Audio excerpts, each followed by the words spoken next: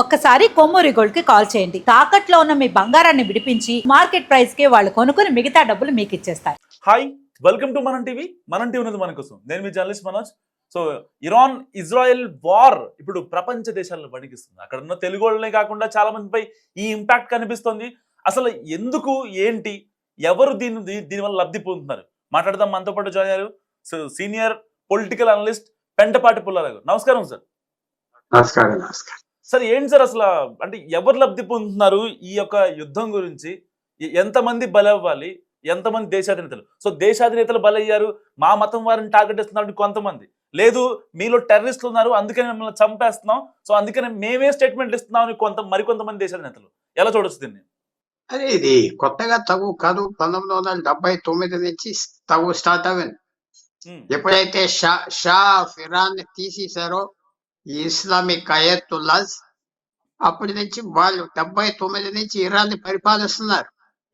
Iran లో పెద్ద దేశం, 10 కోట్ల జనాభా ఉన్నారు. ప్రపంచంలో 3వ స్థాయిలో చమురు ఉన్నది. చాలా ధనవంతులు.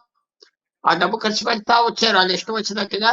వాళ్ళు ఒకటే తప్పు చేశారు. ఇరాన్ పక్క దేశాలతో తగులు పెట్టుకున్నారు. అక్కడ అసంతృప్తిగా ఉన్న వాళ్ళు, షియా మతానికి చెల్లిన వాళ్ళు, ముస్లింస్ లో వాళ్ళందరికీ డబ్బులు ఇచ్చి వేరే వాళ్ళతో యుద్ధాలు చేయించడం, గొడవలు చేయించడం ఒక ప్రాబ్లం వచ్చింది అక్కడ ఉన్న మిగతా దేశాలకి. అది సౌదీ అరేబియా ఉన్నాయి, కువైట్ ఉన్నాయి, ఖతార్, ఈజిప్ట్, జోర్డన్, ఈ అన్ని దేశాలకి ప్రాబ్లం వచ్చింది. వీళ్ళు మేము తరివేస్తాం అని చెప్పి ఆ గొడవ అప్పటి నుంచి సాగుతా ఉన్నారు. అప్పుడు దాంతో పాటు వాళ్ళు అమెరికాకు వ్యతిరేకం ఇవన్నీ చేస్తూ వాళ్ళు ఇజ్రాయెల్కి విపరీతమైన వ్యతిరేకత చూపెట్టారు. ఇజ్రాయెల్ తీసేస్తాం, ఇక్కడ ఉండదేమో అని గొడవ పెట్టారు. అప్పటి నుంచి గొడవ పెడితే పర్వాలేదు, 2010 నుంచి అణు యుద్ధాలకి తయారు చేస్తాం మేము రాకెట్స్, దాంతో ఇది అది అని మొదలు పెట్టారు. చెప్పుకోవటం, చేయటం, గొప్ప చెప్పుకోవటంలో చాలా అప్పటి నుంచి ఇంకా తక్కువ పెరిగిపోయింది. అప్పుడు ఎలా తీయాలి, ఎలా ఆప్ చేయాలి అని ఇరాన్ తో మాట్లాడితే ఏదో కొన్ని సంవత్సరాలు ఆలస్యం అవుతుందని ఒబామా టైంలో ఏదో అగ్రిమెంట్ కి వచ్చారు. ఆ డొనాల్డ్ ట్రంప్ తీసి పారేశాడు. మొత్తం ఆప్ చేయాలి, మీ అణు యుద్ధాలు చేసే వెపన్స్ రీసెర్చ్ లెబారెటరీ. అది తగు మెయిన్ కారణం. వెనకాల కారణం ఏంటంటే ఇరాన్ పక్క దేశాల్లో అస్థిరత తీసుకొచ్చింది. ప్రపంచం అంతా ప్రాబ్లమ్స్ తీసుకొస్తుంది, టెర్రరిజం అని ఎంకరేజ్ చేస్తుందని వాళ్ళ ఆరోపణ. ఇరాన్ మా ఇష్టం వచ్చింది మేము చేసుకుంటాం, మీరెవరు అంటున్నారు, అది కుదరదు. అందువల్ల అప్పటి నుంచి టార్గెట్ ఇజ్రాయెల్, అమెరికా ఓపెన్ గా ఇరాన్ ని ఏదో రకంగా 2017 నుంచి పట్టేయాలని ఒకటి, వెనకాల కనపడు. సరే, ఇప్పుడు ఇజ్రాయెల్ ఇరాన్ ఈ యొక్క యుద్ధంలోకి అమెరికా ఎంటర్ అయింది, అండ్ ఇంకా చాలా దేశాలు కూడా ఎంటర్ అవుతున్న పరిస్థితి. సో ఈ దేశాలు ఎంటర్ అవడం కరెక్టేనా? అంటే ప్రపంచ వినాశనానికి, మరో ప్రపంచ యుద్ధానికి దారితీసే అవకాశాలు ఉన్నాయి కదా. ఈ యొక్క దేశాలు ఎంటర్ అవడం ఎంతవరకు కరెక్ట్ అనుకోవచ్చు? మీరు ప్రపంచానికి ప్రాబ్లమ్స్ తీసుకొస్తున్నట్టే పాకిస్తాన్ మీద ప్రాబ్లమ్స్ తీసుకొస్తున్నాయి కదా. 70-80 సంవత్సరాలు బట్టి మా దగ్గర అణుబాంబులు ఉన్నాయి, మిమ్మల్ని 150తో చంపేస్తామని రోజుకోసారి అంటున్నారు కదా వాళ్ళు ప్రైమ్ మినిస్టర్, వాళ్ళ జనరల్. ఎవరు పట్టించుకుంటున్నారు? ఎవరు నీతులు చెప్తున్నారు? ఎవరు నీతులు చెప్పట్లేదు.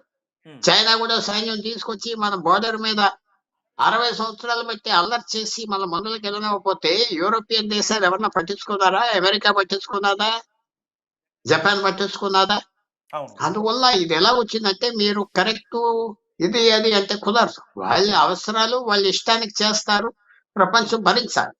అన్నిటికంటే ముఖ్యం ఏంటంటే ప్రపంచంలో ఐక్యరాజ్య సమితి ఒకనప్పుడు బాగా పనిచేసేది. గత 15-20 సంవత్సరాలు బట్టి పనిచేయడం మానేసింది, పనిచేయలేకపోతుంది. ఎందుకంటే పనిచేయలేకపోతుంది. రష్యా, అమెరికా 2 ఉగ్ర పవర్లు, అగ్ర పవర్లు ఉండేటప్పుడు పనిచేసేవారు సూపర్ పవర్ గా. రష్యా తగ్గిపోయాక అమెరికా మా ఇష్టం వచ్చింది మేము చేస్తాం, ఐక్యరాజ్య సమితి అక్కర్లేదు దారి ఇస్తే చైనా కూడా చేరి చైనా కంట్రోల్ చేయటం మొదలుపెట్టింది.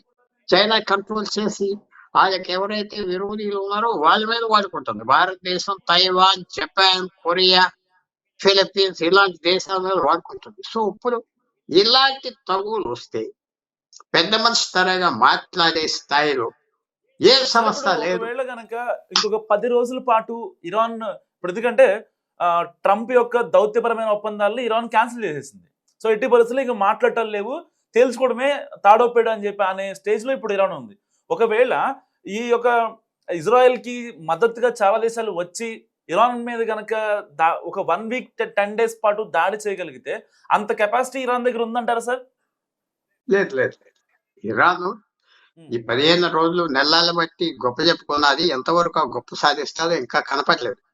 యుద్ధం శనివారం స్టార్ట్ చేసినప్పుడు 15 నిమిషాల్లో అమెరికా ఇజ్రాయెల్ కలిసి అయతుల్లా ఖమేని ఎవరైతే చీఫ్ 37 సంవత్సరాలు ఇరాన్కి వదిలి చంపేశారు, వారితో పాటు డిఫెన్స్ మినిస్టర్ ని, వాళ్ళ ఆర్మీ చీఫ్ ని, అందరినీ చంపేశారు ఆ మీటింగ్ లోనే.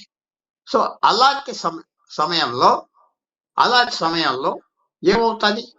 అలాంటి సమయంలో వచ్చిన ప్రాబ్లం ఏంటంటే ఎవరు పట్టించుకోవట్లేదు వీళ్ళని. సో ఇరాన్కి బలం ఉన్నది, ఏదో చేస్తుంది అనుకోవడం కష్టం.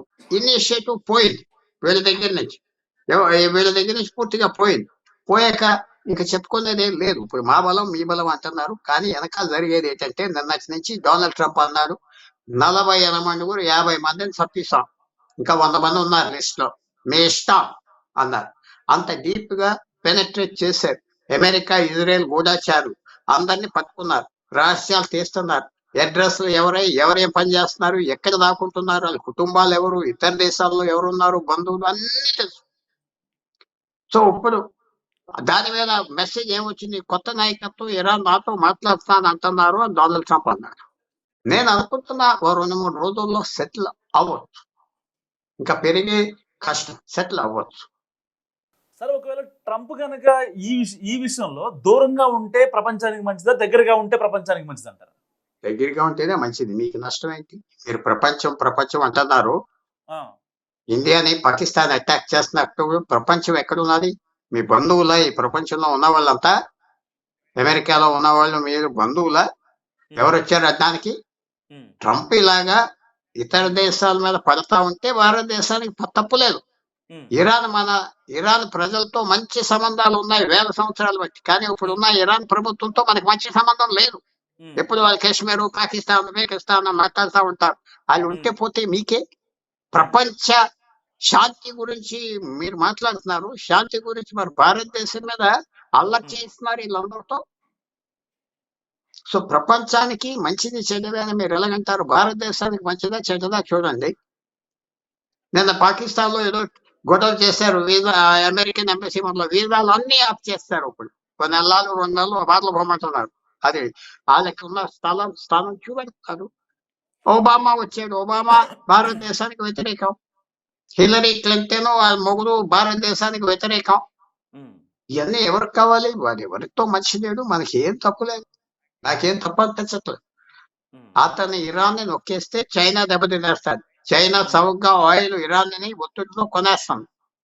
పాకిస్తాన్ దెబ్బతింటుంది, బంగ్లాదేశ్ దెబ్బతింటుంది. ఇవన్నీ మీకు కావాలా వద్దా? మీరు ఏం ఆలోచించాలంటే పెద్ద పెద్ద ఐడియాలు వద్దు. ప్రపంచం శాంతి మంచిది న్యాయం. మీ న్యాయం ఎవరు చేస్తున్నారు? భారతదేశానికి ఎవరు చేస్తున్నారు? చిన్న 150 కోట్ల జనాభాలో చిన్న ఇష్యూ జరిగితే ప్రపంచం అంతా అల్లరి చేసేస్తున్నారు. భారతదేశం విరోధులు ఇలా ఉన్నది అలా ఉన్నది ఇలా చేస్తున్నారు. సో పట్టించుకోవద్దు. అక్కడ ఘోరాలు బయటకు వస్తున్నాయి. 60,000 మందిని చంపేశారు ఇరాన్ ప్రభుత్వం గత 3 నెలలు రాని. అది ఎప్పుడైతే ప్రభుత్వం ఇప్పుడే అందుతున్న తాజా సమాచారం ప్రకారం ఈ యొక్క అమెరికా ఫైటర్ జెట్ ని ఇరాన్ కూల్చివేసింది సార్, గాల్లోని కూల్చివేసింది. దాదాపుగా దానికన్నా ఒక 10 నిమిషాల ముందు ఇరాన్ దగ్గర ఏదైతే యుద్ధ నౌకలు ఉన్నాయో 9 కూడా సముద్రంలో నేలమట్టం చేసింది ఇజ్రాయెల్. సో ఒక రకంగా బ్యాక్ టు ఫామ్ అవుతుంది అనుకోవచ్చా ఇరాన్? ఏమంటారు? బ్యాక్ టు ఫామ్, మళ్ళీ ఫామ్ లోకి వచ్చింది అనుకోవచ్చా? ఫామ్ లేదు పాడు లేదండి. బయటకు వచ్చి ఇలా జరుగుతూ ఉంటాయి. కొంతమంది ప్లేన్లు దొరికిపోతాయి, రాడార్ తప్పుతాయి, అది ఉంటాయి తప్పుతాయి. ఆఖరికి అమెరికా ఇజ్రాయెల్ పెంచితే, బాంబింగ్ పెంచితే అవస్థలో వస్తుంది ఇరాన్. ఎవరు ముందర పెంచుతారు చూస్తున్నారు. అందువల్ల తర్వాత సౌదీ అరేబియా ఈ దేశాలు కూడా వాళ్ళు కూడా కోపంగా ఉన్నారు. మా దేశాల మీద మీరు అటాక్ చేయటం ఏంటి అని వాళ్ళు కూడా జాయిన్ అవుతారా అవరా? అది చూడాలి. ఈవేళ రేపు ఫైనల్ ఇరాన్ తగ్గిపోతే గల్ఫ్ కంట్రీస్ తెలుగు వాళ్ళకి మీరేం చెప్తారు సార్? వాళ్ళు సేఫ్ గా ఉన్నారు, వాళ్ళకి ఏం అవ్వదు. ఎందుకంటే ఇరాన్ కూడా పూర్తిగా అటాక్ చేయదు. ఉమ్, వాళ్ళు సేఫ్ గా ఉన్నారు. బయటకు ఉమ్, వచ్చేసి మళ్ళీ వెళ్ళిపోవటం కష్టం. ఆ దేశంతో వాళ్ళు అతుక్కుని ఉన్నారు కాబట్టి అక్కడ ఉన్న నాయకులు మాట వినాలి. ఉమ్, అదే భారతదేశం వదిలి వెళ్ళిపోతానంటే వాళ్ళకి నచ్చదు. ఆ ఉన్న రూలర్స్ 5 లక్షలు 10 లక్షల మంది ఒక్కొక్క దేశంలో పనిచేస్తున్నారు. చిన్న సంఖ్య ఉమ్, కాదు. వాళ్ళు సేఫ్ గా ఉండండి. అక్కడ స్థానిక నాయకులు మా నాయకులు మమ్మల్ని రక్షించేది వాళ్ళే అని చెప్పుకోండి. ఉమ్. వాళ్ళ మాట వినండి. ఏదో జారిపోయాం పారిపోయాం మా దేశానికంటే తర్వాత మీ మీద కాన్ఫిడెన్స్ పోతాది.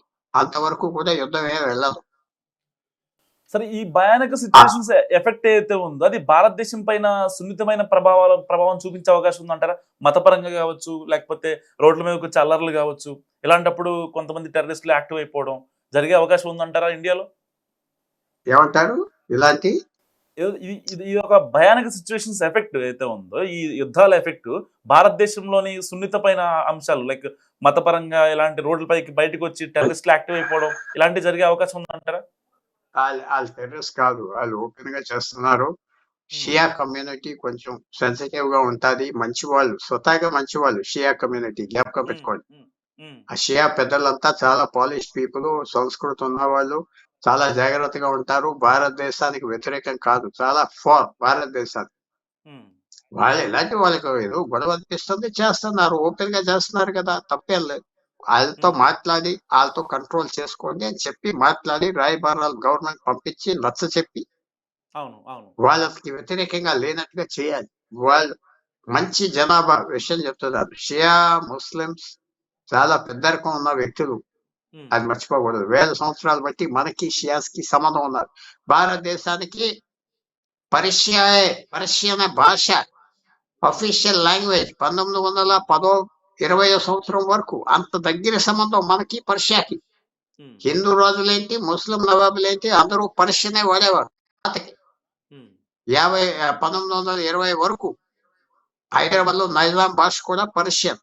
తర్వాత ఉమ్, ఉర్దూ చేసుకున్నారు, తర్వాత ఇంగ్లీష్ చేసుకున్నారు. సో వాళ్ళకి ఉమ్, మనకి మంచి సంబంధం ఉన్నది. చేసేది మర్యాదగా చేసుకోండి, గొడవలు పడవద్దు అని నచ్చజెప్పి వాళ్ళు చేసుకునే పబ్లిక్ డెమాన్స్ట్రేషన్స్ చేయడంలో తప్పులేదు. ఉమ్, వాళ్ళు ఏదో ఎక్స్ప్రెస్ చేసుకుంటున్నారు, ఆ ఆయుధాలు చంపేశారు అని చేసుకునే ఉమ్. తప్పేంటి. యా, యా, అవును sir. Thank okay, you. Thank you. Yeah, thank you so much sir for your analysis and time. Yeah, so ఇది పెండపాటి పుల్లారావు గారు చెప్పేది. మీరేమనుకుంటున్నారో ఆయన అనాలిసిస్ పై మధ్యలో కామెంట్ చేయండి. చూస్తూనే ఉండండి మనం టీవీ.